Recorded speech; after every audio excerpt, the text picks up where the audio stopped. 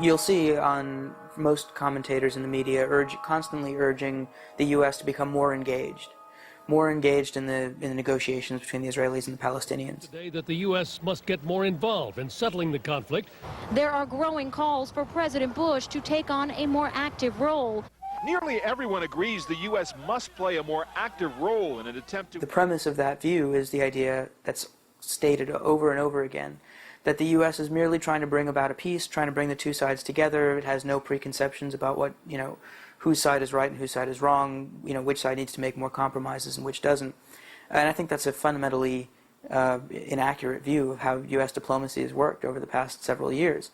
The United States has presented itself as a neutral broker between these two parties. But if you look at its actions rather than its words, you see that it has favored Israel almost 100% of the time. The U.S. has vetoed resolutions many times that would have put a stop to Israel's actions in the territory. In New York, a push by the Palestinians and their supporters to win a UN Security Council resolution calling for an end to the violence was vetoed by the United States. Israel has rejected UN involvement in the conflict, backed by its closest ally, the United States. The U.S. blocked diplomatic moves from the Arab states, from Europe, from the PLO, anything, because it just refused to accept this kind of diplomatic settlement. Well, there's a name for that in the United States. It's called the peace process. What it actually is the process by which the United States prevented peace.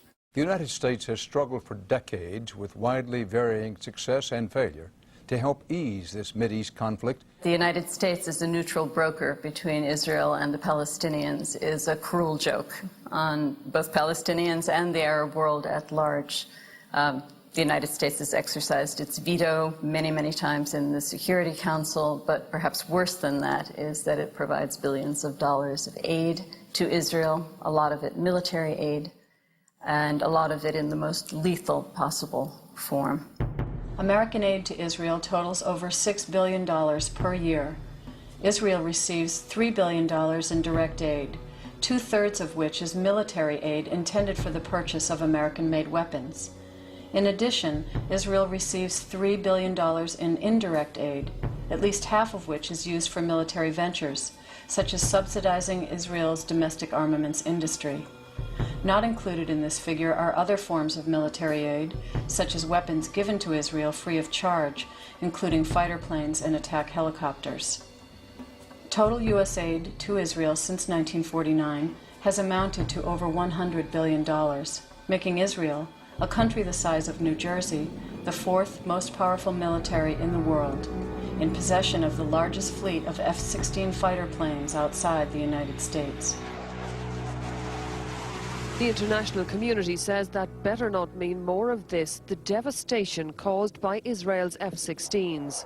So Israel's tanks, missiles and helicopter gunships are no longer enough. Now Ariel Sharon has used fighter planes.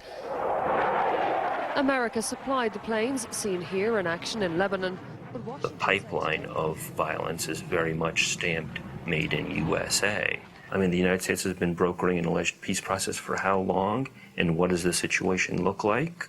I mean, if peace were the genuine goal, it would be such a catastrophic failure that, it would have ended a long time ago. Clearly, in the name of peace, other things are going on here. Control over Middle East oil will provide us with veto power over Japan and other countries. They rely on Middle East oil. If we have our hand on the lever, we have veto power over what they do. These are techniques of world control and the source of enormous profit and wealth, not just for the energy corporations. The United States, at least the Bush administration and its strategists, have recognized that the EU and possibly Russia are potential competitors.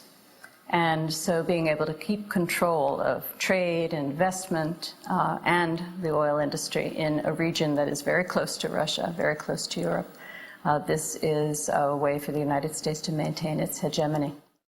There's a framework of state policy, it's been in place for about 30 years, of supporting Israel as a kind of base for projection of U.S. power in the region.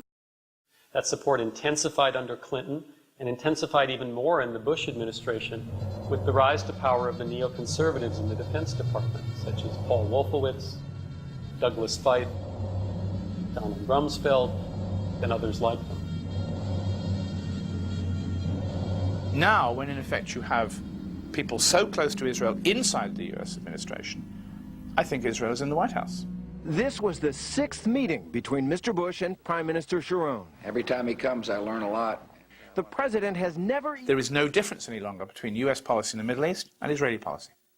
All of us here tonight are brought together by a deep commitment to Israel's security, prosperity, and freedom, and to the strongest possible relationship between Israel and the United States. The U.S. wants to make sure that Israel can control the situation by violence, as it does, of course, and it'll give the diplomatic cover, it'll give them the military means.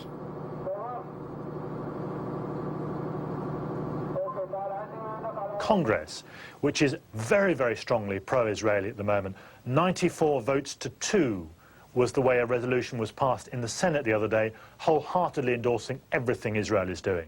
At no point, however, has the mainstream media, whether television or newspapers, confronted and challenged this issue in your country, in the United States. To find critical views on American diplomacy, you really have to go beyond the mainstream media.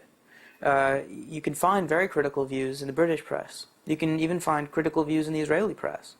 But whereas there will be some criticisms at the margins of details of how America conducts its diplomacy in the Middle East, you don't find a real alternative viewpoint in the mainstream media. It is the last taboo subject in America. You can talk about lesbians, blacks, gays, anything you want, but not America's relationship, or not any serious examination of America's relationship with Israel, or what Israel is doing, albeit almost always with American weapons. U.S. journalists are enmeshed in symbiotic relationships with the powerful. Instead of being independent and critical, journalists typically are dependent on policymakers and unwilling to raise the crucial critical questions. Rather than monitoring the game of power, most journalists are simply part of that game. You only have to see the press conferences, Condoleezza Rice, George Bush, Donald Rumsfeld. It's all on first name. And with that, I'm happy to take your questions. Helen? Yeah, April? David? Yes, Randy.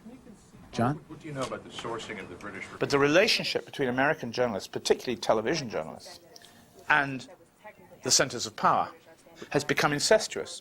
So close, because an argument could cut you off from access to the center of power, so close that it is impossible any longer to convey what you know about the centers of power. All you can do is say what you think they mean and what you know they say.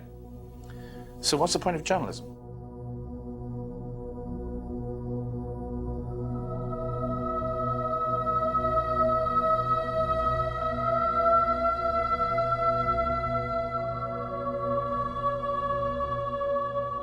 (1991) marked the beginning of a series of peace efforts.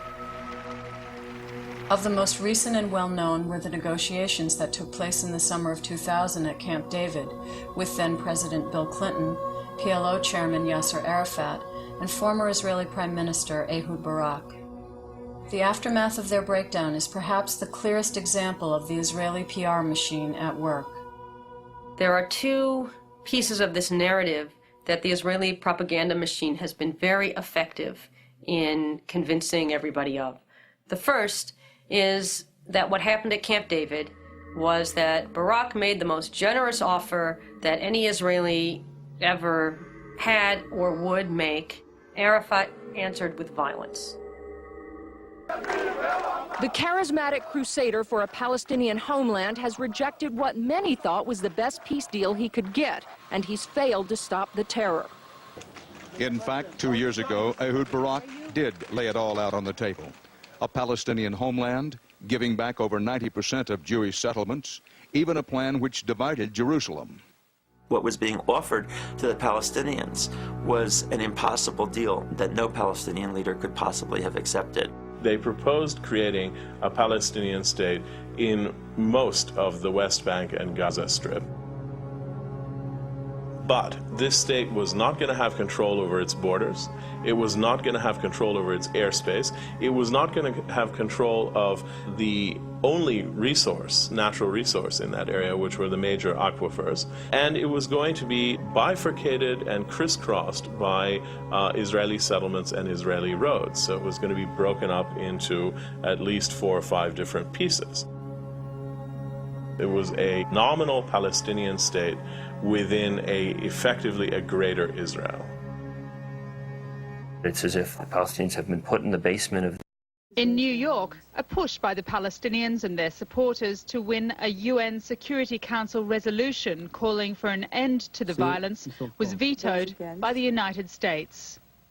Israel has rejected UN involvement in the conflict, backed by its closest ally. You'll see on most commentators in the media constantly urging the U.S. to become more engaged in the negotiations between the Israelis and the Palestinians. Today that the U.S. must get more involved in settling the conflict. There are growing. But if you look at its actions rather than its words, you see that it has favored Israel almost 100% of the time. The U.S. has vetoed resolutions many times that would have put a stop to Israel's actions in the territory. You know, whose side is right and whose side is wrong, you know, which side needs to make more compromises and which doesn't. And I think that's a fundamentally inaccurate view of how U.S. diplomacy has worked over the past several years. The United States has presented itself as a neutral broker between these two parties. But calls for President Bush to take on a more active role. Nearly everyone agrees the U.S. must play a more active role in an attempt to... The premise of that view is the idea that's stated over and over again, that the U.S. is merely trying to bring about a peace, trying to bring the two sides together. It has no preconceptions about what,